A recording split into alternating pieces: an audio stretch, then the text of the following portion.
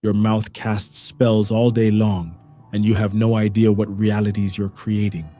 Every phrase you utter reshapes your world at a quantum level, commands your biology, programs your future, and alters your brain chemistry. But today, I'm going to talk about words and spells. This is a dimension of magic that you use unknowingly. Words aren't descriptive, they're creative. They don't reflect reality, they generate it. When you say, "I'm always broke," your subconscious doesn't recognize this as a casual complaint. It registers as a magical command. Your brain creates neural pathways that reinforce this limitation. Your reticular activating system finds evidence to support it. Your energy field resonates at the frequency of lack. The universe responds accordingly. Look, in every spiritual tradition, creation begins with sound.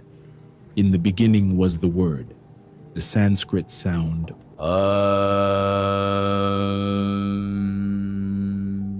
vibrates existence into being, which they view as the name of God, or what we call the All. The Lord of Five of Amenti is the cosmic master of all magic, keeper of the word that resounds among men.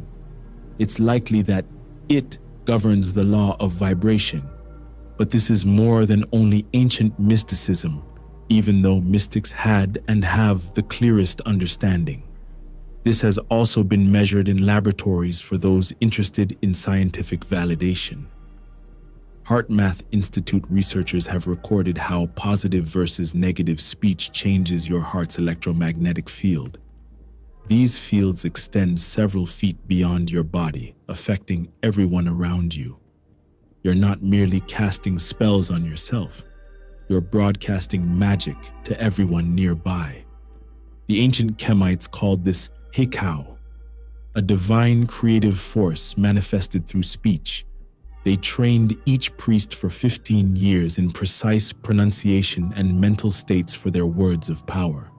They understood what modern physics confirms. Sound creates geometric patterns in physical matter. Your words physically restructure reality.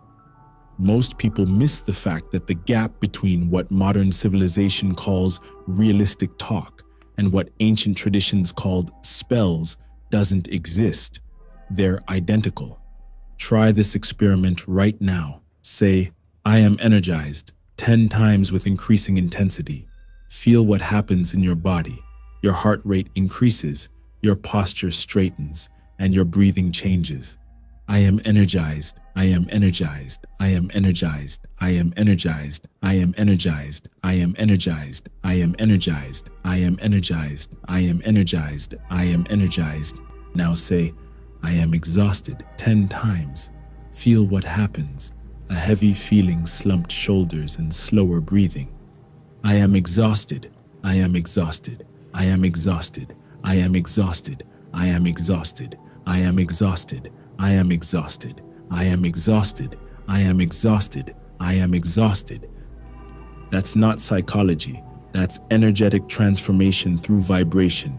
That's magic. But wait, if words are so powerful, why don't affirmations always work? Because effective word magic requires alignment across multiple levels. 1.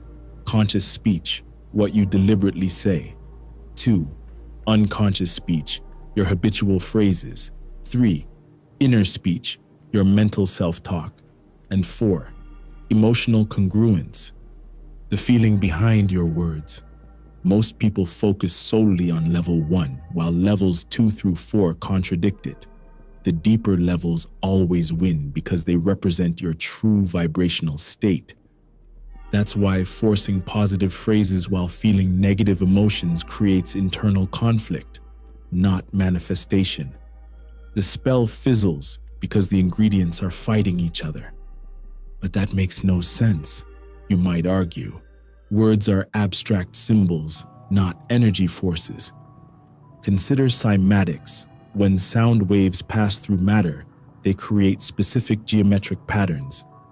Different frequencies create different patterns. Your words generate sound waves that physically reorganize matter. Your body consists of matter. See the connection? Now, could I be overstating this? Perhaps words have some influence, but not the godlike power I'm suggesting.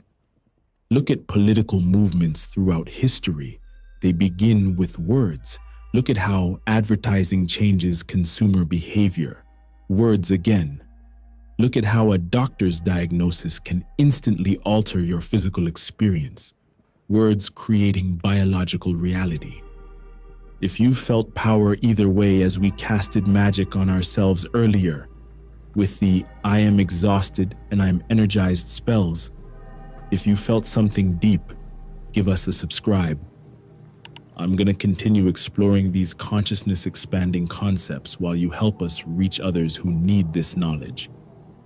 Now listen, most people walk around bombarding themselves with low-vibration spells. I'm so stupid. This always happens to me. I'll never get ahead. Each phrase carries an energetic signature that ripples through your body, your relationships, and your future.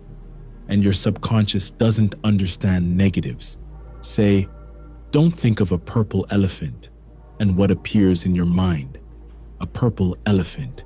Say, I don't want to be poor, and your subconscious registers poor. That's why effective word magic removes negatives, not I'm not sick, but I am healthy. Order emerges from chaos through the power of the word. When emotions are disordered, reality becomes chaotic. This isn't abstract. Disordered emotions create chaotic word patterns, manifesting as chaotic circumstances.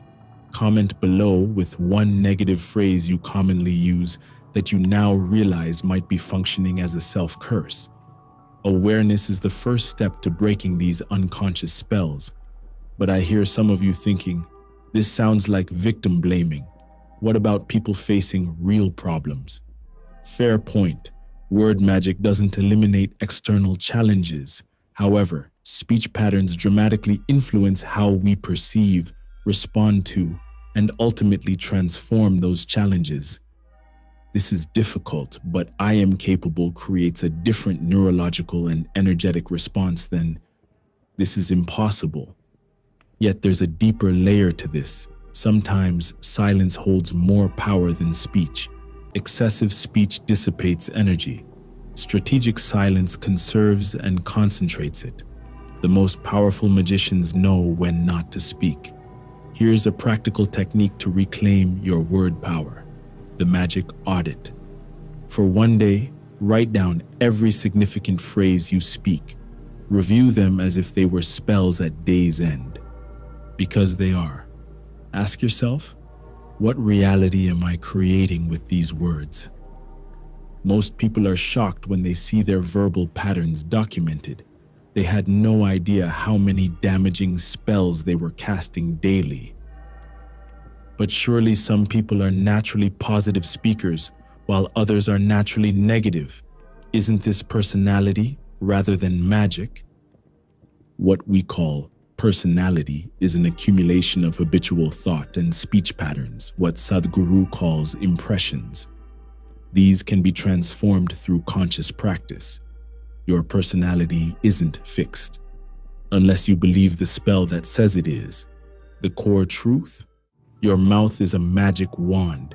Your intention is the power behind it. Your awareness is what directs it. Every condition in your life right now was partly created by your words. That's not blame, that's power. If your words helped make this reality, they can create a different one that you really desire in your heart of hearts. But this isn't about forcing relentless positivity. Sometimes, the most powerful spell is raw truth. I feel awful can be more magically effective than a forced I'm fine when you're not. The first opens a path to transformation. The second reinforces deception. Magic isn't about positivity, it's about alignment. Growth comes through facing the darkness within and transmuting it to light. This applies directly to your word patterns. The first step isn't positive affirmations, it's becoming aware of the damaging spells you're already casting. Start noticing the consequences of your verbal spells.